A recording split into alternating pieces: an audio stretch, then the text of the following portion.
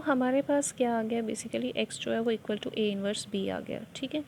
तो which is the required solution of this equation, तो ये सोल्यूशन होगा। अब हमें प्रूव क्या करना है इसमें, हमें तो बताना है कि इसका सोल्यूशन कैसा है, यूनिक है। इसका मतलब हमें ये बताना है कि ये यूनिक होगा। यूनिक बताने के लिए हम सपोज कर देते हैं कि यूनिक नहीं है, दैट मीन्स ये इसके दो सोल्यूशंस है, एक x1 एंड x2। अब अगर x1 और x2 इसके सोल्यूशंस हैं, दैट मीन्स कि वो इस इक्वेशन को सेटिस्फाई कर रहे होंगे। तो आपके पास नेक्स्ट क्या आ जाएगा, आपके पास आ जाएगा ax1 इक्वल टू b आ जाएगा, बिकॉज इक्वेशन आपके पास क्या थी, ये थी ना। अब आप कह रहे हैं कि अगर x1 और x2 जो है वो इसके क्या है, सोल्यूशंस हैं, तो इसका मतलब ax1 इक्वल टू b होगा। एंड आपके पास क्या आ जाएगा, ax2 equal to B. Now आप यहाँ पे देख सकते हैं ये इक्वल टू बी है, ये इक्वल टू बी है, दिस मीन्स कि ax1 जो होगा वो इक्वल टू होगा क्या, ax2। और हम इस पे लेफ़्ट कैंसलेशन लॉ यूज़ कर लें तो हमारे पास x1 किसके इक्वल आ जाएगा, x2। अब हमने सपोज़ किया हुआ था कि जो इसका सोल्यूशन है वो यूनिक नहीं है, x1 और x2 है, लेकिन अब यहाँ पे क्या आ गया, ये दोनों तो इक्वल आ गए, इसका मतलब इसका सोल्यूशन जो है वो क्या है, यूनिक है। फाइन। इसी तरह से आपके पास क्या था, एक और इक्वेशन भी दी हुई थी ना, Y A equal to B. तो सिमिलरली इसी पैटर्न में आप इसे भी सॉल्व कर सकते हैं। तो इसे सॉल्व करने के लिए आप क्या करोगे, ए इनवर्स जो है, जैसे हमने इस इक्वेशन के लिए मल्टीप्लाई कर दिया था यहाँ पर ए इनवर्स, यहाँ पे आप राइट साइड से मल्टीप्लाई कर दोगे। फाइन। तो इसी के साथ हमारे जो ग्रुप के टॉपिक्स हैं वो कंप्लीट होते हैं। देन हमारे पास है सब ग्रुप्स। तो सब ग्रुप्स पढ़ने के लिए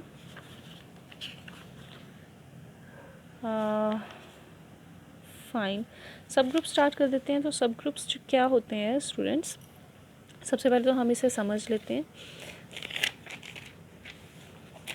अगर हम बात कर रहे हैं इस सेट की, और ये सेट है जी, जो कि बाइनरी ऑपरेशन अंडर स्टार एक ग्रुप फॉर्म कर रहा है, देन हम एच जो है वो इस सेट का एक सबसेट ले लेते हैं। देन इस सेट को हम सब ग्रुप तब कहेंगे इफ़ ये एच सबसेट जो है ये भी क्या बन जाए, एक ग्रुप बन जाए under the same binary operation, जो किसके लिए डिफ़ाइन किया होगा, ग्रुप जी के लिए डिफ़ाइन किया होगा। मतलब क्या हो गया, डेफिनेशन पढ़ सकते हैं, किसी भी नॉन एम्प्टी सबसेट एच को, किसका सबसेट, ग्रुप जी का, इसे हम कहेंगे कि ये एक सब ग्रुप है जी का इफ़ एच जो है वो ग्रुप फॉर्म करता है अंडर द बाइनरी कॉम्पोजिशन, और कह सकते हैं कि बाइनरी ऑपरेशन जो भी है जी का उसके लिए। जैसे कि हमें ये एग्जांपल दी हुई है यहाँ पे, एग्जाम्पल किसकी दी हुई है कि रियल नंबर्स का सेट जो होता है हमें पता है कि वो एक ग्रुप बनता है अंडर एडिशन, राइट, क्योंकि वो ग्रुप की जितनी भी प्रॉपर्टीज़ होती है, कितनी प्रॉपर्टीज़ होती हैं, 4 प्रॉपर्टीज़ होती है ना ग्रुप बनाने के लिए। एक तो closure property, associativity, then existence of identity element, inverse element. तो ये 4 प्रॉपर्टीज़ अगर सेटिस्फाई होती हैं तो तब आप उस किसी भी सेट को ग्रुप कह सकते हैं। तो रियल नंबर्स का सेट जो होता है वो अंडर एडिशन ग्रुप फॉर्म करता है। और इंटीजर्स आपको पता है कि रियल नंबर्स का क्या है, सबसेट है। ऑल्सो ये चीज़ भी पता है कि जो इंटीजर्स का सेट है ये भी क्या फॉर्म करता है, एक ग्रुप अंडर एडिशन बनता है। तो आप कह सकते हो कि ये जो जी सबसेट कह रहे हो ना आप रियल नंबर्स के सेट के लिए, ये बेसिकली एक सब ग्रुप है आर का। फाइन। अब हमें क्या करना होता है कि आपको कुछ सेट दे दिया होता है और आपको बताना होता है कि ये जो सेट है आप इसे सब ग्रुप प्रूव करो। तो किसी भी सेट को अगर आपने सब ग्रुप प्रूव करना है, कैसा सेट, लेकिन non empty subset of A group, अगर इसे आपने सब ग्रुप बताना है तो आप क्या करते हो, ये दो क्राइटेरियाज प्रूव कर देते हो। अब अगर तो ग्रुप अंडर मल्टीप्लिकेशन है देन आपको क्या प्रूव करना पड़ेगा कि ए इंटू बी जो है वो एच में बिलोंग करना चाहिए। इसी तरीके से अगर आप मल्टीप्लिकेशन का ही बात कर रहे हो तो ए एलिमेंट के कॉरेस्पॉन्डिंग आ जाएगा ए इनवर्स। बट अगर आपके पास ग्रुप जो होगा वो अंडर एडिशन होगा तब आप फर्स्ट क्राइटेरिया ले लोगे कि ए प्लस बी जो है वो बिलोंग करना चाहिए एच में। नंबर 2 माइनस ए बिलोंग करना चाहिए एच में, राइट, माइनस ए ही कहेंगे ना क्योंकि हम इन्वर्स की बात करेंगे। तो मल्टीप्लिकेटिव इन्वर्स इस तरीके से रिप्रेजेंट किया जाता है, एडिटिव इन्वर्स जो है वो इस तरह से रिप्रेजेंट किया जाता है, राइट। तो इसका प्रूफ करने के लिए हम क्या करेंगे, सबसे पहले तो ये ऑब्ज़र्व करेंगे कि यहाँ पे ये डबल इम्प्लाइज दिया हुआ है, डैट मीन्स कि if and only if condition है। तो जब भी आपके पास थ्योरम में if and only if condition होती है तो आपको किस तरीके से प्रूव करना होता है, फर्स्ट आपको क्या करना पड़ता है कि ये वाला पार्ट लेके चलना पड़ता है और आपको प्रूव करना होगा ये पार्ट। देन नेक्स्ट हम क्या करेंगे, ये पार्ट लेके चलेंगे और हम ये प्रूव कर देंगे। तो सबसे पहले तो हम क्या लेके चलेंगे कि ये जो H है ये एक सब ग्रुप है, राइट।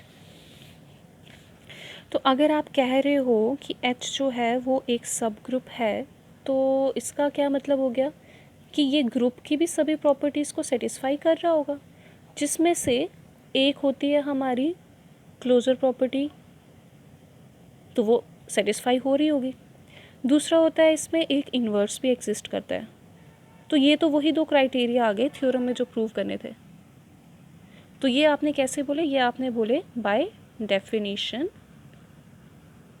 ऑफ ग्रुप्स और वी कैन से सब ग्रुप। ठीक है, तो ये वाला पार्ट तो हमने प्रूव कर दिया। नेक्स्ट हम क्या करेंगे, कन्वर्स पार्ट किस तरीके से करोगे आप कहोगे कन्वर्सली हम मान के चलते हैं कि जो हमारे पास ये S है ये एक नॉन एम्प्टी सबसेट है। अब हम सब ग्रुप प्रूव करने वाले हैं, नॉन एम्प्टी सबसेट लेके चलेंगे, इस तरीके से लेंगे कि इसमें ये क्राइटेरिया सेटिस्फाई हो रहा है कि जो प्रोडक्ट ले रहे हैं हम वो आपके पास, सॉरी S सेट नहीं है, थ्योरम में H करके रिप्रेजेंट किया हुआ है, अगर S करके दिया होता तो हम वैसे ले लेते हैं। देन नेक्स्ट हमने ये बताना है कि A इन्वर्स जो है ये भी H में बिलोंग कर रहा है, ये हम मान के चलेंगे कि ये चीज़ हो रही है।